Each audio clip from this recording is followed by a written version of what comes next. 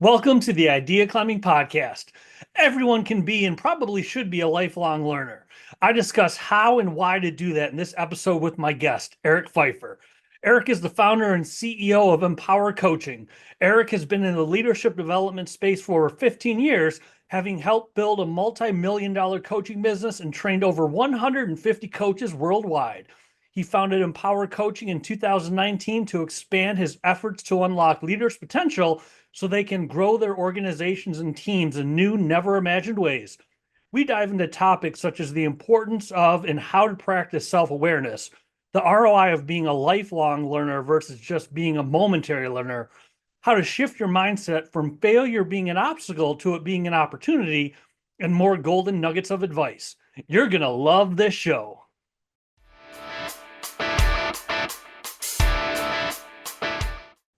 Thank you for joining me for the Idea Climbing Podcast, Eric. I really appreciate you making the time. Thank you, Mark, for having me. I'm excited about our conversation.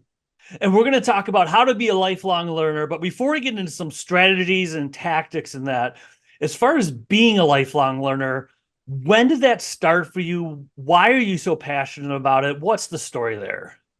Well, Mark, it didn't start early enough, and that's why I'm so passionate about it. I think like a lot of people in my younger years, in my 20s and maybe even to early 30s, I felt so much pressure to know, to have arrived, to have achieved, to have acquired whatever knowledge base that I needed to be successful, and constantly ran into so many roadblocks and to different challenges that kept over and over and over reflecting back to me like, hey, dude, you don't know everything.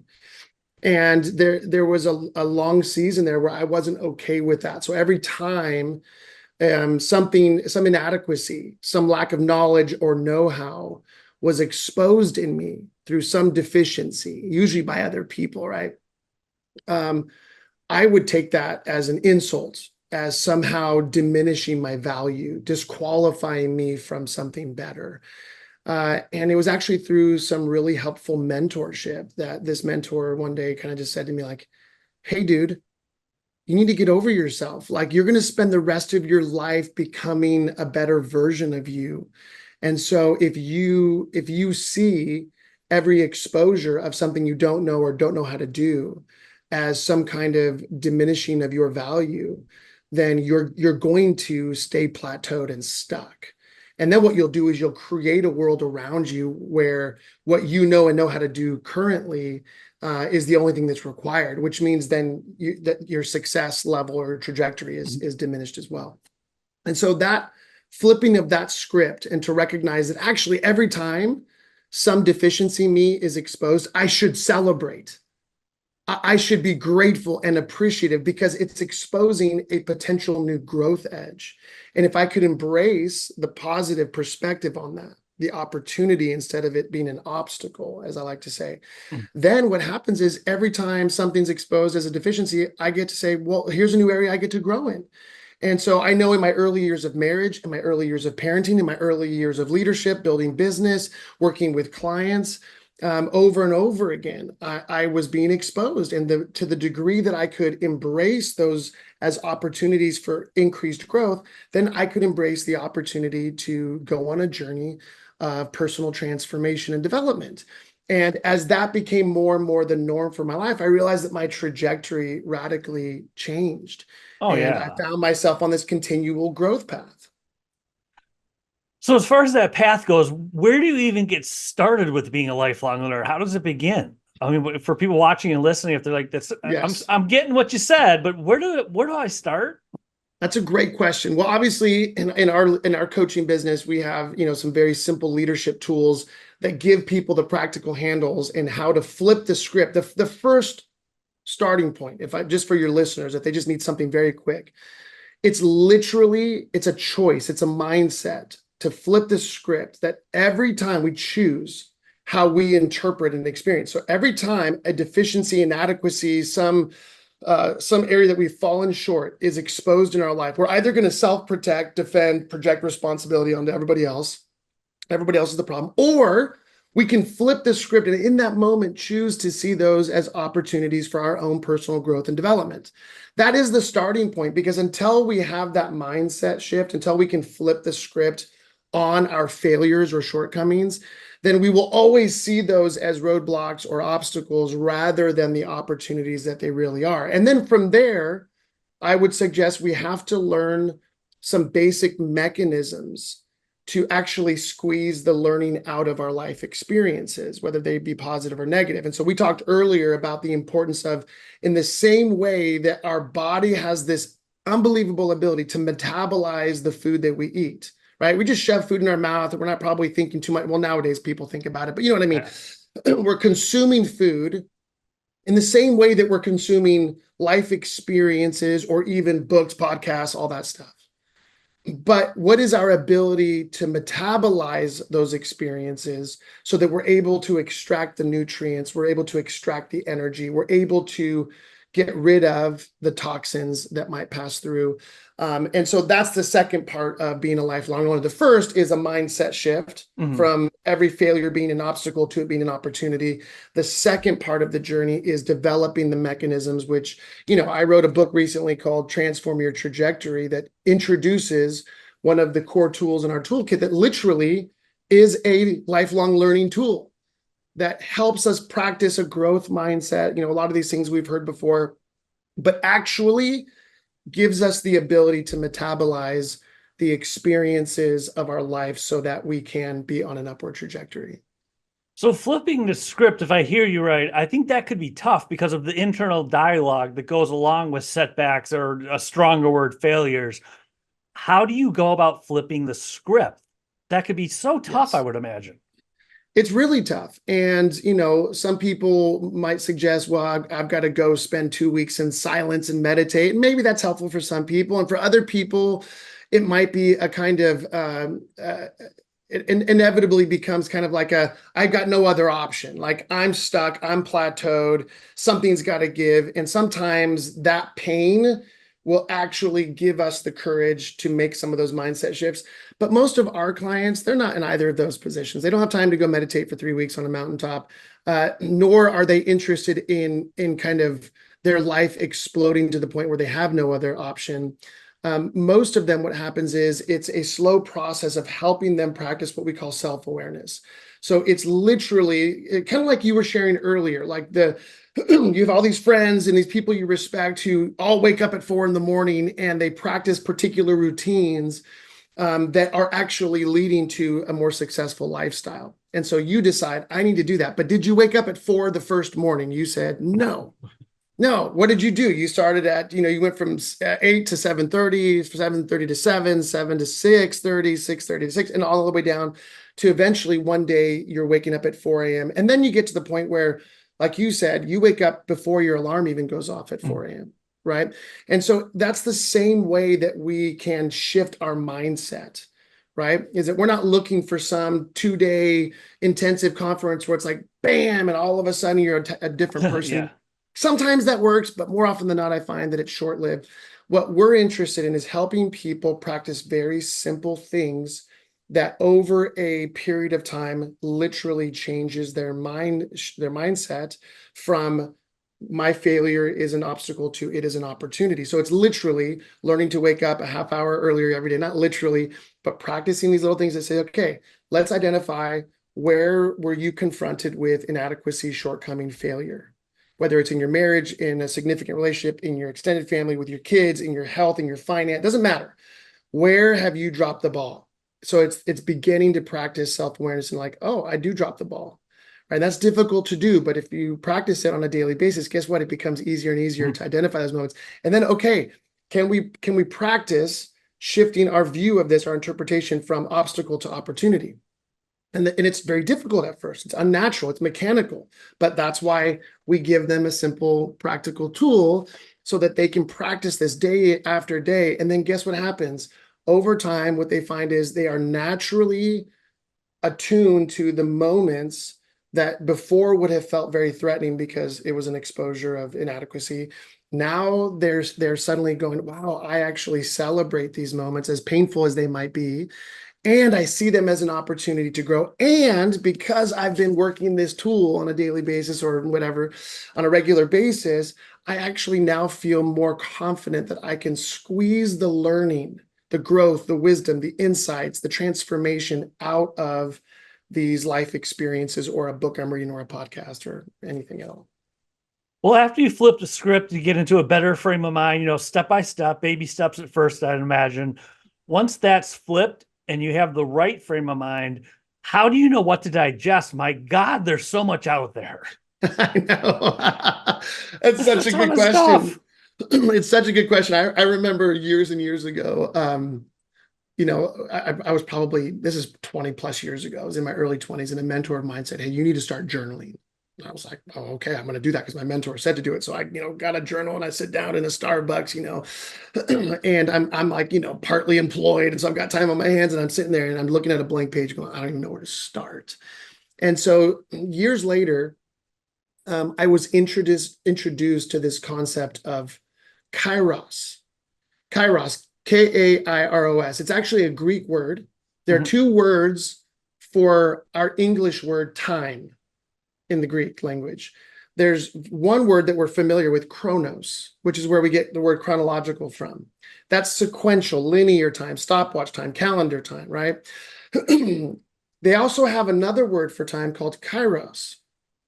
And it's amazing. They created this word kairos to help them identify the moments in their calendar time, in their linear time, where something significant was happening that they needed to pay attention to in order to squeeze out the learning. Because the Greek culture, especially ancient Greek culture, was very much a philosophical, a learning culture, right? They put a high value on their ability, not only to learn from the kind of prevailing philosophies, but to actually help make sense of their life, to learn from life.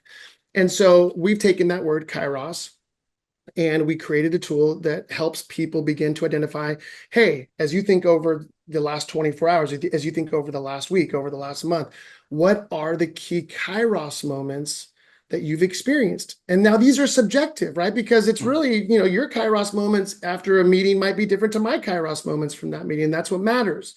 What's relevant to you? What are the moments that are sticking out? And usually those kairos moments are identified because there was an increase of emotion in that experience. Maybe something was really positive or really challenging. There's something, and oftentimes it's our emotions that become the indicators that that was a really significant moment. But because we're so busy getting on to the next thing, we kind of like, I call it speed bump past those moments. We don't pay attention. And oftentimes, if we're not careful, enough of those little moments eventually pile up to become really big consequential moments. And so we teach people how to identify kairos moments, and they start with just one or two in the beginning. And then we give them a simple tool that literally takes them through a 6-step process of how to process that kairos moment to ensure that you are extracting or excavating the gold, the wisdom, the insights, the learning. And then we strongly recommend to people, hey, don't process all these kairos moments alone. Invite trusted people to give their perspective, to offer feedback, to offer alternative understandings of what you're experiencing, which, by the way, Mark, in our best moments, this is what we already do. And this tool is not teaching human beings to do something we've never done before. It's actually helping human beings understand in our best moments, this is actually what our brains are hardwired to do, to take an experience of some significance and to process it in such a way that allows us to make sense of the experience, to extract whatever learning is available so that we can move forward. I mean, think about it. A young child reaches up and they touch the stovetop after mom and dad said, don't touch it. And boom, they burn their finger. All they feel is pain, but immediately their brain goes to work to process that experience and to say, there's something up there that is unsafe. Yeah. And therefore, I probably shouldn't reach up there and touch anything on the stovetop anymore. Right? That's why we survive as human beings, because we are learning from our life experiences. The problem is, as we get older, I think sometimes we stop paying so much attention to the pain points of our life, and we stop being really intentional about learning. We become more reactive than proactive. So all we're doing is putting a tool in people's hands to help them be very proactive about identifying these Kairos moments and extracting the learning from them.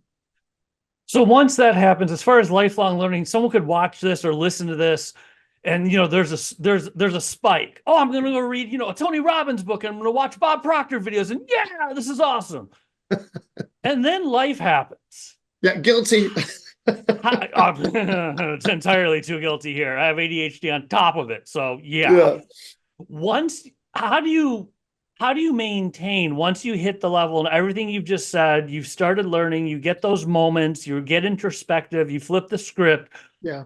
How do you maintain a life of lifelong learning? Is whether it's what you digest, who you talk to, how do you maintain it so it becomes a daily or at least weekly, but hopefully daily habit and not just a spike or a blip on the radar? Yeah, it's the theory that I subscribe to is no different to people who are lifelong health people or fitness people.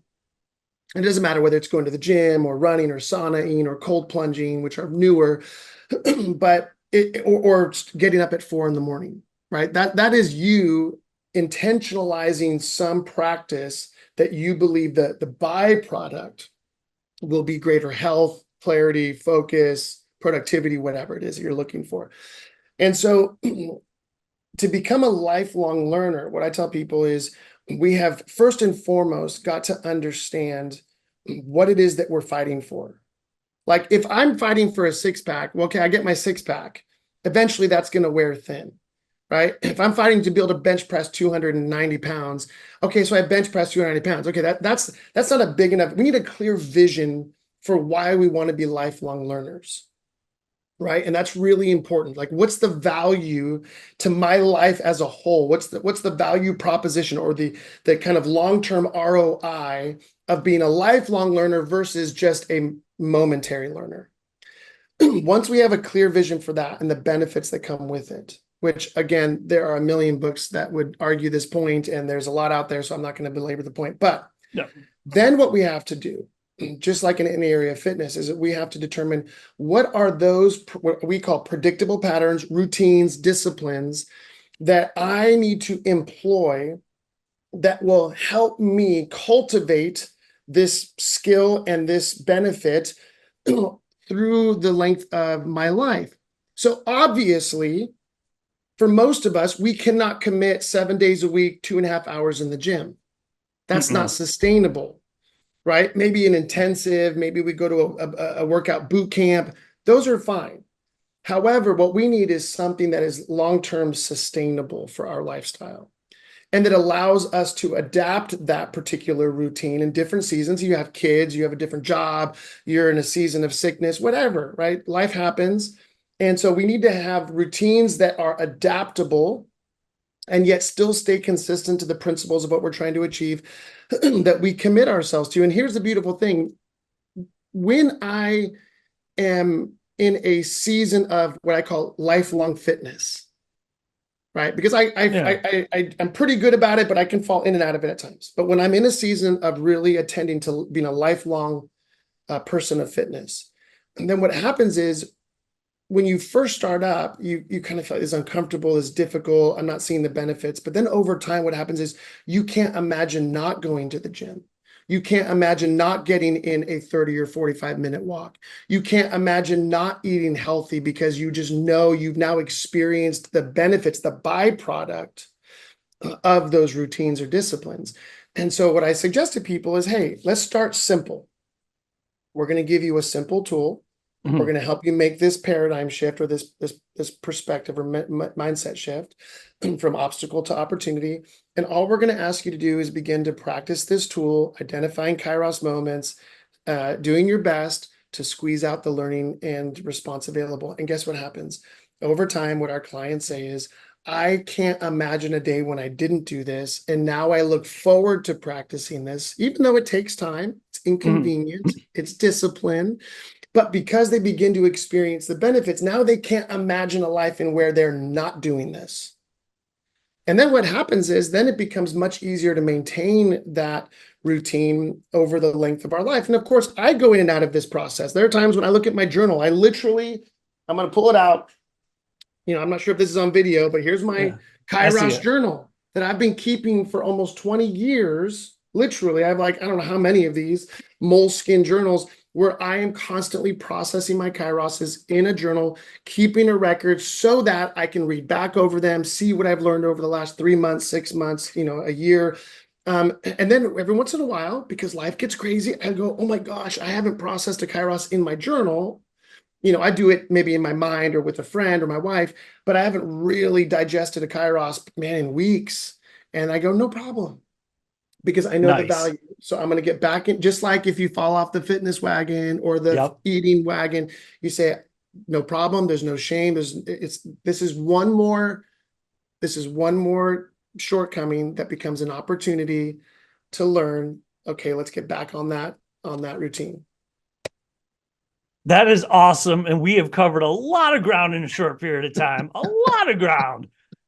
Big question for you. If people watching or listening, like, I get it, you said a lot of good stuff. I'm even going to go back and replay it. If whether it's reinforcing something you said or mentioning something you haven't touched on yet, if you were to say, look, as far as being a lifelong learner, at least do this one thing. At least this, what would you say above all? Honestly, I wish there was one easy, quick fix. Here's what I will tell people. Get the book, Transform Your Trajectory.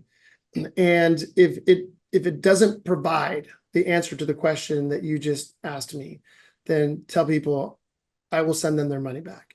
Because what we need is we actually need, just like when you go to the gym, you go, what's the one thing we need to do to make sure that we launch into our fitness or health journey? Like, there isn't just one simple thing you can do. We talked about it. It's really a mindset shift and having a mechanism for metabolizing our life experiences.